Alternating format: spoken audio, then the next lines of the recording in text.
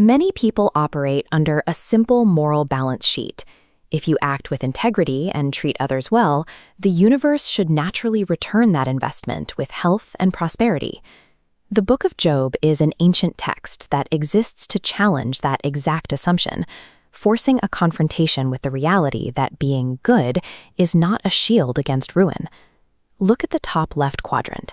It depicts Job in absolute abundance, defined by his family, livestock, and peak social status. To prevent assumptions of hidden vice, the bottom titles define him as a strictly righteous man and the greatest devotee. This creates a direct logical crisis. If an individual can do everything right and still lose everything, the entire logic of ancient morality begins to fail. That stability evaporates in an instant. The trial phase erupts, stripping away his previous life in a sequence of events that defy explanation. In a single day, raiding parties and natural disasters wipe out his livestock, and his children die in a sudden catastrophe, leaving him entirely destitute. The loss and moves from his property to his body.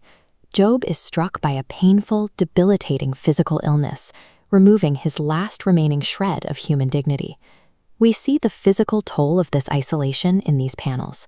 Once a central figure of his community, Job is now a solitary figure hunched in the ashes, forced to the literal margins of society. Beyond the physical pain, he carries the psychological weight of a world that no longer makes sense. He is grieving his entire life, while searching for a reason that doesn't exist. This setup leaves the viewer with a difficult philosophical question.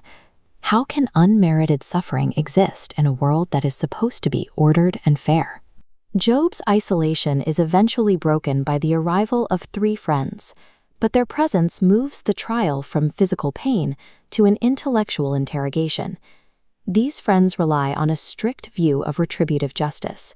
In their view, because God only punishes the wicked, Job's extreme suffering proves he is secretly hiding a massive sin. The bottom right panel captures the aggression of this moment. The accusers point fingers and demand a confession, desperate to protect their own belief that the world is predictable. These friends represent a common human instinct. We would rather blame a victim than admit that tragedy can strike anyone without warning or reason. Job's true ordeal here is the psychological pressure to accept a false narrative of his own guilt just to make the people around him feel safe again. Job refuses to comply. He rejects their logic entirely, choosing to maintain his integrity rather than offer a fake confession that would soothe his friends' anxieties. He expresses deep anger and questions the very mechanics of the universe, yet he stays committed to the truth of his own record. He eventually demands a direct audience with the divine.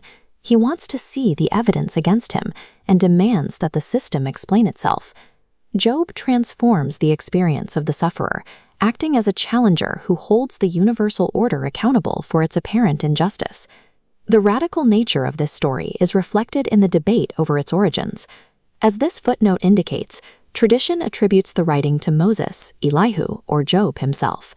Each potential author changes the perspective of the text. Moses gives it the weight of law, Elihu offers the view of an uneasy bystander, and Job would make it a first-hand account of trauma. The uncertainty over who wrote the book mirrors the uncertainty of suffering itself. The story endured because it allowed the tension of an unfair world to remain unresolved. Ultimately, the Book of Job challenges the fallacy that a moral life is a transaction that guarantees good fortune. The narrative ends without a simple equation to explain why the innocent suffer.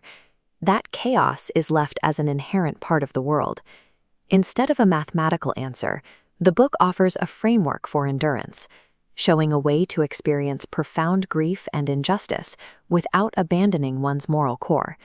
It leaves us with the realization that true devotion isn't proven during the blessing. It is defined by how a person conducts themselves in the depths of the trial.